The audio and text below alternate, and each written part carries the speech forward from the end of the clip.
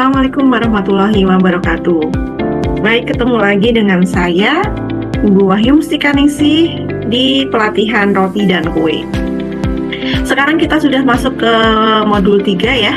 Modul 3 itu tentang unit kompetensi membersihkan sanitasi dan peralatan. Baik, mari kita uraikan, belajar bersama-sama di sini. Nah, di sini ada beberapa gambar ya. Seperti biasa, tugas individu 1, apa yang perlu kamu lakukan setelah proses produksi selesai. Nah, setelah proses produksi itu kan biasanya banyak alat-alat yang berserakan dan kotor. Nah, kira-kira apa yang harus kamu lakukan?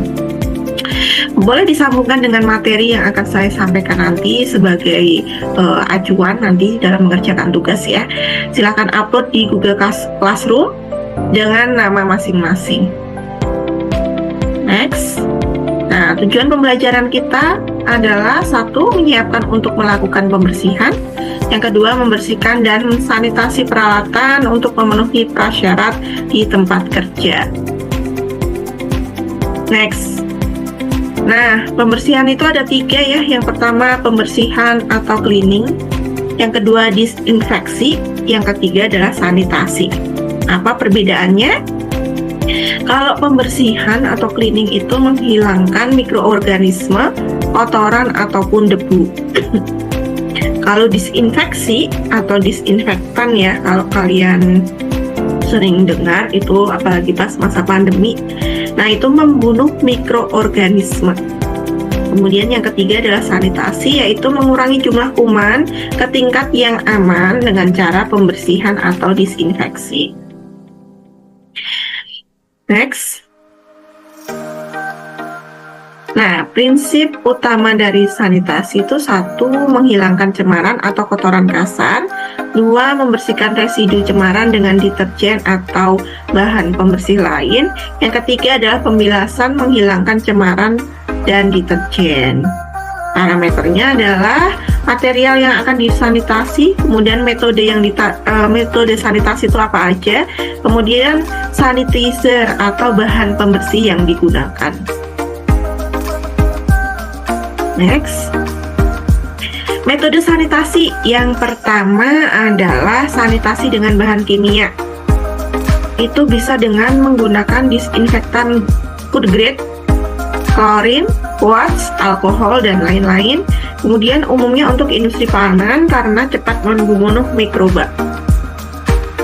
Yang kedua, sanitasi dengan air panas, yaitu dengan menggunakan air panas kira-kira suhunya 80 derajat ya, dengan uap panas atau steam atau mesin dishwasher dengan suhu tinggi, dan efektif membunuh bakteri tanpa bahan kimia untuk sanitasi dengan panas ini. Yang ketiga, sanitasi dengan cara fisik atau mekanis, yaitu pembersihan manual atau scrubbing, brushing, kemudian kombinasi air, deterjen, sabun, dan tenaga mekanik, itu sanitasi dengan mekanik atau fisik. Yang keempat adalah sanitasi dengan cara alami, tapi ini jarang di industri ya, tapi mah ada, yaitu sanitasi dengan sinar UV, pengeringan, atau kombinasi dengan ventilasi yang baik. Next, pengertian. Nah, ini ya, bahan pembersih itu apa? Bahan pembersih adalah suatu bahan yang digunakan untuk menghilangkan sisa-sisa makanan, kotoran, debu, dan noda. Kemudian kalau bahan sanitizer itu adalah bahan kimia yang digunakan untuk membunuh atau menginaktifkan, jadi membuat tidak aktif ya, mikroorganisme yang merugikan. Next, metode pencucian. Mesin pencuci piring otomatis, ada manual. Kalau mesin piring otomatis itu suhu air itu bisa diatur ya, antara 82 derajat Celcius sampai 180 derajat Celcius. Suhu pada disk peralatan itu 71 derajat Celcius. Chemical yang digunakan dipastikan sesuai takaran dan dosis. Kemudian hasil cucian yang keluar dari mesin minimal sudah dalam kondisi setengah kering atau tidak basah sama sekali, itu kalau mesin pencuci otomatis. Kalau manual ya bagusnya itu dengan 3 bak pencuci. Jadi hindari kontaminasi silang ya. Jadi alurnya itu harus searah. Misalkan tempat pencucian di paling pinggir, pembilasan di tengah, dan di disinfeksi infektan itu di pengeringan ya, itu di paling ujung. Nah, ini skemanya ya. Skema pencucian manual 3 bak. Yang pertama, buang kotoran dulu, sisa makanan. Kemudian bersihkan sisa kotoran dengan perendaman untuk melunakkan kotoran yang keras ya. Biasanya sisa-sisa makanan yang keras itu bisa dilakukan perendaman. Kemudian cuci dengan sabun yang menggunakan antiseptik. Bilas sisa sabun. Kemudian disinfeksi atau chemical air panas bila diperlukan, dan tiriskan dan keringkan. Di sini ada teknik pencucian dan tujuannya. Nah, ada scraping, ini adalah membuang kotoran sebelum dicuci ya. Ada flushing itu tadi apa? Merendam atau mengguyur dengan air agar lemaknya cepat larut. Bisa dengan air panas itu dengan suhu 60 derajat dan gunakan jeruk nipis untuk penghilang lemak dan bau. Washing itu sebaiknya menggunakan sabun cair, bersihkan hingga sela-sela peralatan dan gosok menggunakan scouring pad yang tidak berpotensi airflow. Rinsing itu bilas hingga bersih dan tidak licin, dan disarankan tekanan air itu 15 PS. Sanitizing itu air panas ya, itu bisa membunuh kuman kan tadi. Air panas antara 80 derajat selama 2 menit. Chemical food grade, sinar UV juga bisa, dan hot steam. Kemudian toweling tuh hati-hati kontaminasi. Jadi ini tuh pengeringan ya, bisa dikeringkan dengan lap itu ya. Kalau lapnya ya lap khusus untuk setelah disanitizing. Itu jangan lap yang dipakai sehari-hari atau lap yang untuk lap meja, itu nggak boleh. Atau kalau nggak ya dikeringkan saja manual sampai kering sendiri. Terus gunakan kitchen towel sekali pakai ya, lebih baik ditiriskan dikeringkan dengan sendirinya. Next, yang ini bisa dibaca, bahan pencuci dan disinfektan itu bahan pembersih tidak menjamin cemaran mikroorganisme biologis terutama bakteri patogen hilang karena proses pembersihan pada umumnya harus diikuti dengan disinfektan menggunakan sanitizer. Tujuan utamanya disinfeksi adalah mereduksi jumlah mikroorganisme patogen atau perusak. Nah, ini ya, bahan sanitasinya itu ada pakai cuka asam asetat 5-10%, itu campuran 1:1 dengan air bersih. Metode penggunaannya itu rendam selama 5-10 menit. Catatannya bisa membantu menghilangkan noda, tetapi jangan terlalu sering karena bisa merusak kilap stainless. Jadi stainless, kalau misalkan alat-alat yang dipakai stainless itu bisa rusak.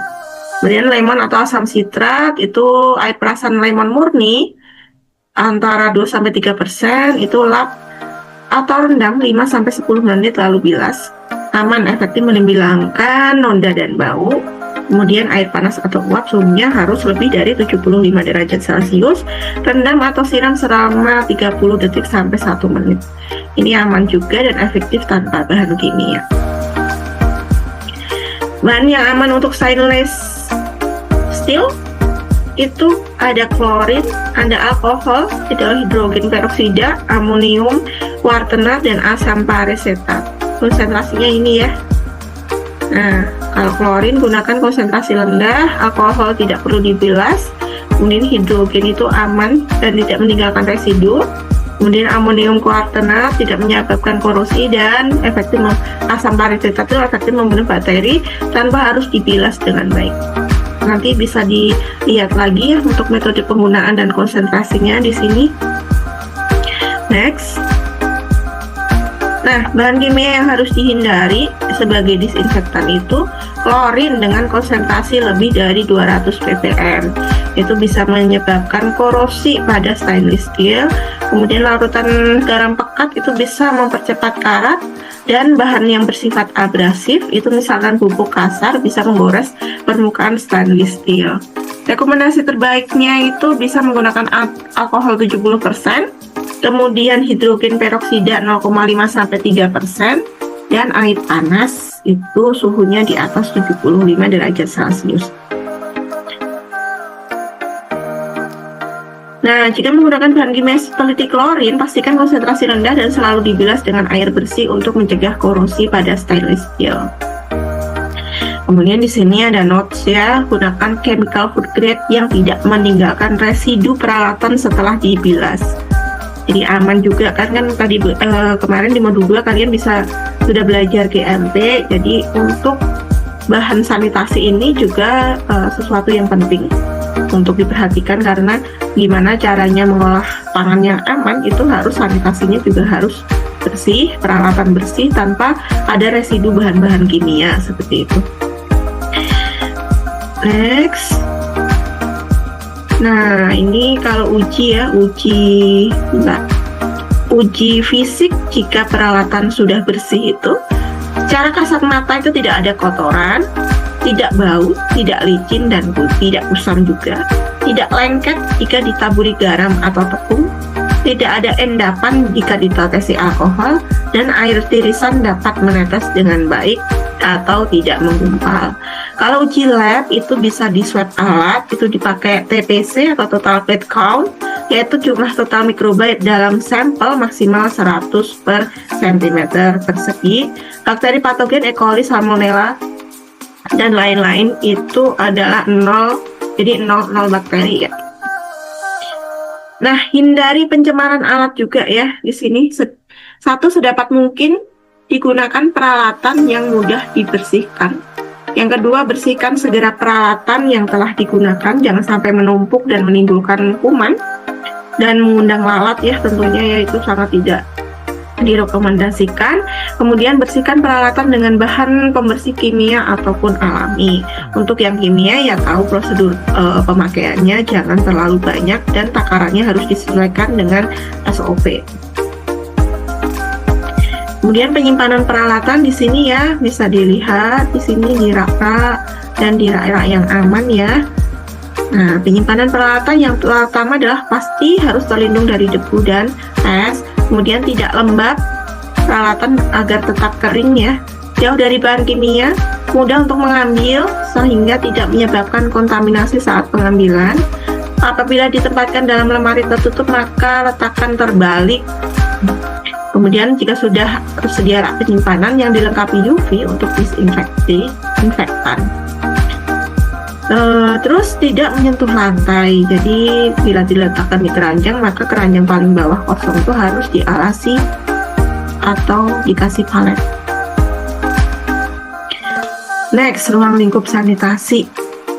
Yang pertama adalah penyediaan air bersih atau air minum atau water supply, meliputi pengawasan terhadap kualitas dan kuantitas, pemanfaatan air, kemudian penyakit-penyakit yang ditularkan melalui air, cara pengolahan dan cara pemeliharaan.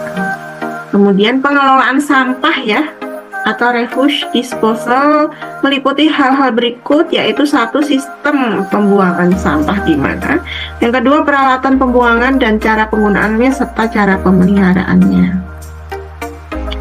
Kemudian limbah cair itu sistem penanganannya dengan SPAL, sistem pengolahan air limbah. Jadi limbah harus dikelola dulu sebelum dialirkan di selokan atau sungai ya. Itu harus ada prosedurnya dan harus ada pengolahan yang benar karena akan mencemari hewan-hewan yang ada di sungai gitu. Kemudian limbah padat, satu, penampungan bak sampah, dua, pengumpulan sampah, yang ketiga pengangkutan, yang keempat pembuangan di TPA. Baik, demikian untuk materi 2 ya. Materi modul 3 tentang sanitasi peralatan.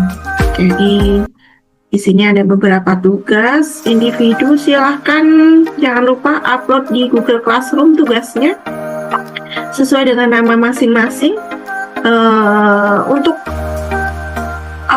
materi yang belum dipahami nanti bisa direview lagi, dan jangan lupa dicatat ya, agar kalian bisa nanti ketika ada evaluasi akhir bisa mengerjakan.